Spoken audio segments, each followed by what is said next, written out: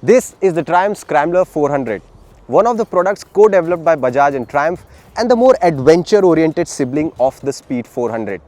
Now this motorcycle was launched in October with a price tag of Rs 2.63 lakh ex-showroom, and the first ride review of the motorcycle is already up on our channel.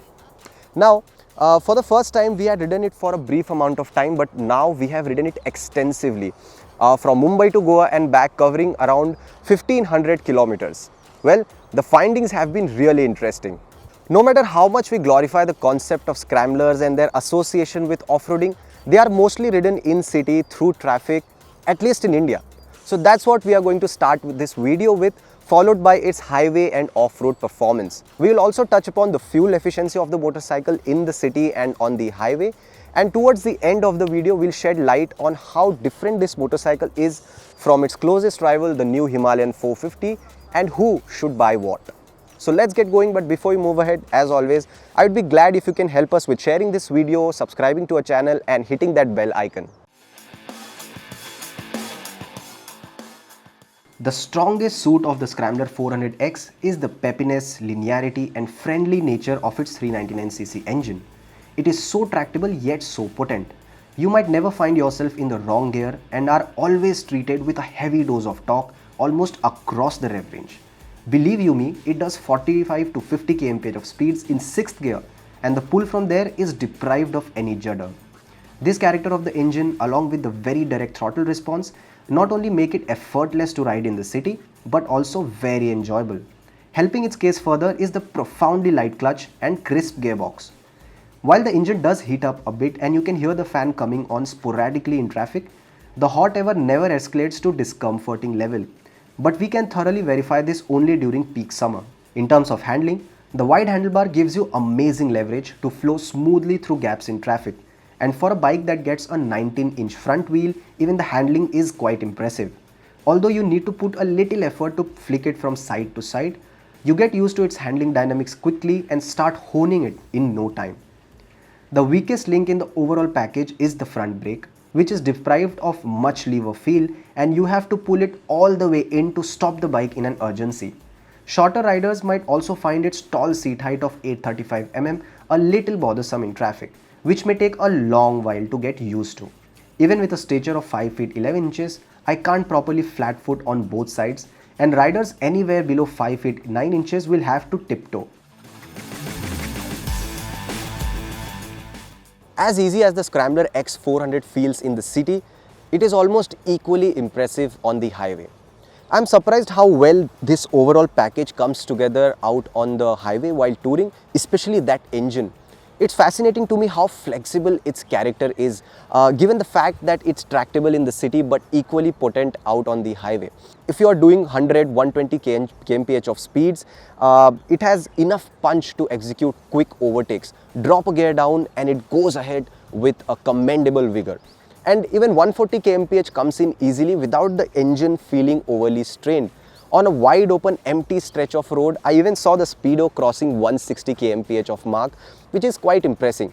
It's only when you cross 100 kmph that you start feeling a little buzz on the foot pegs, but they never reach to the levels of being annoying. When you hit a set of twisties, the Scrambler 400X turns out to be delightful, mainly due to the forgiving nature of its engine. It lets you be in a gear higher at corner exits and still delivers good amount of drive. Handling wise, it's no corner carver, but it's no slouch either. If you approach corners progressively, the Scrambler flows gracefully through tight as well as long sweeping bends. Even the cornering clearance is a lot, and I never managed to scrape the pegs. The tires, however, could do with better feel and feedback, as they don't instill a lot of confidence while being leaned over. Even the seating ergonomics are perfect for touring. So this wide and easy to reach handlebar and the center set foot pegs deliver a very comfortable and neutral riding position. However, after riding for about 200 or 300 kilometers, I started my backside feeling a little sore, mainly due to the soft cushioning of the seat. Now this is not a very big issue while you are commuting in the city, but while touring, I would have preferred a little denser foam for the seat. But then, since you can easily stand up on the pegs and ride for a few minutes like that on a stretch, I don't think soft cushioning is a very big problem in this motorcycle. What did pose an issue for me is the absence of any wind protection. The heady blow of winds at speeds of over 90 kmph started inducing fatigue within a couple of hours. So, if you're someone who goes mile munching too often, you must consider installing the windscreen from the company's official accessory catalog or an aftermarket unit. I would like to point out that the suspension, although feels absorbent, is on the firmer side. Smaller undulations don't really make their presence felt, but the rear kicks back while going over bigger bumps due to fast rebound. And during my time of touring, owing to the added weight of luggage, the mid-cornering undulations would upset the bike and it would regain composure immediately. That's mostly because the extra weight made the bike sag to the extent that the rear spring was past its best operating range. Slightly bumping up the preload will certainly help in such a scenario.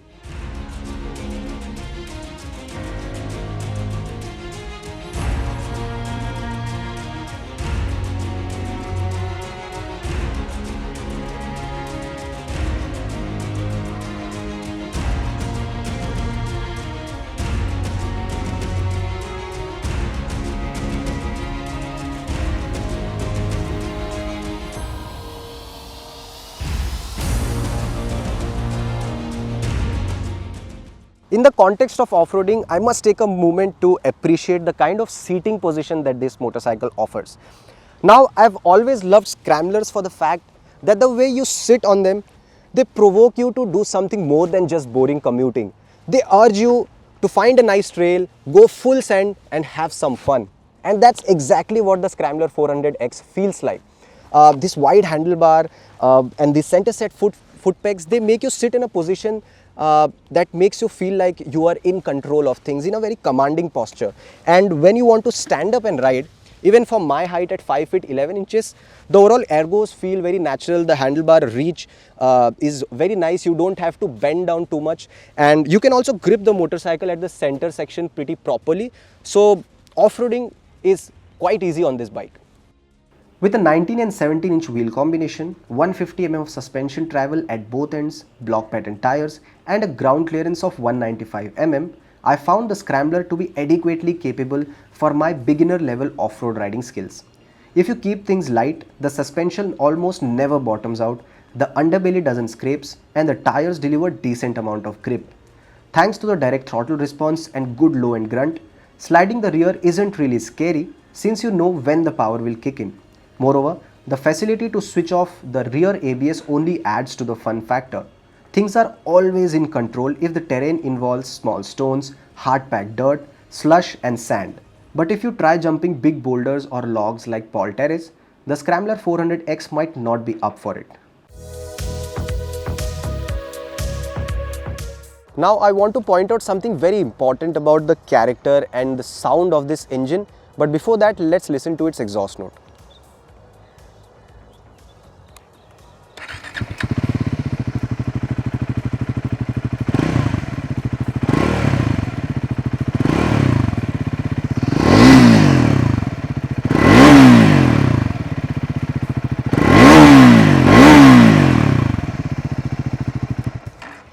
So I feel this engine sound is a little boring because Scramblers generally have a lot of oral drama such as bassy intake sound and throaty exhaust note, which is missing on the Scrambler 400X, and that makes the overall feel of the engine a little vanilla, which otherwise is a super power plant. In terms of quality, the Scrambler 400X feels like a typical Triumph, top notch. Be it the quality of switches or the paint finish, the bike feels just like its bigger and more expensive siblings. Even the fitment of panels is strong and everything is intact so far, even after using it extensively for over 1500 kilometers. Unlike most modern 300 to 500cc motorcycles, the Scrambler 400X is a decently equipped on the feature front. The list includes switchable ABS traction control system, full LED lighting and a semi-digital console. And this console, although shows all the information that would be needed in day-to-day usage, looks quite dated. What surprised me is the tiny font size of the tachometer, which makes it quite illegible. Strangely, this console doesn't even have Bluetooth connectivity. The Scrambler turned out to be decently fuel efficient, especially on the highway, where it returned around 29 to 30 kmpl of mileage. So taking its 13-liter fuel tank into account, you can expect a range of close to 390 kilometers. On the other hand, the efficiency figures stood at 27.2 kmpl in the city through our traditional testing procedure.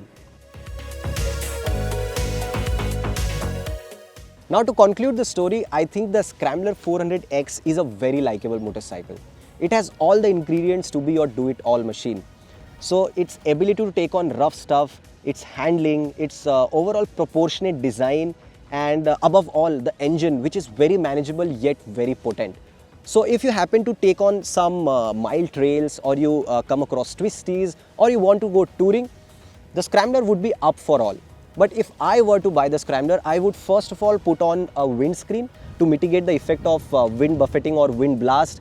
I'll also replace the normal brake lines by steel braided lines from Speed 400, and I would also install grippier tires because I like cornering more than off-roading. But there's one thing, actually there are a couple of things which the Scrambler 400X leaves you wanting for. Like the engine, as I said, it could have a little more character, maybe louder exhaust, little thumpier feel from the engine, and the brakes of course could have been better, and the design, although it looks proportionate, it should have had more visual presence, maybe bolder color options, or the high top peak and the windscreen, which come as an optional accessory, they should have been available as a standard. Also in terms of tech, you take its closest rival, the Royal Enfield Himalayan 450, it has a lot of tech including TFT screen, GPS navigation, which this motorcycle misses out on. So if these things would have been there, I think I would have given the motorcycle a big thumbs up. Now comparing this motorcycle with the Himalayan, who should buy what? Now the Scrambler 400X is more of a do-it-all motorcycle if your usage involves a lot of commuting and some off-roading and some touring, then the Scrambler 400X would be up for the job. But the Himalayan is for someone who wants something that gives you the big bike, adventure bike feel, something which feels more substantial when you look at it, when you sit on it, something that has more suspension travel, a larger front wheel which gives you more stability and capability, not just off-road to take on hard stuff, but also while touring.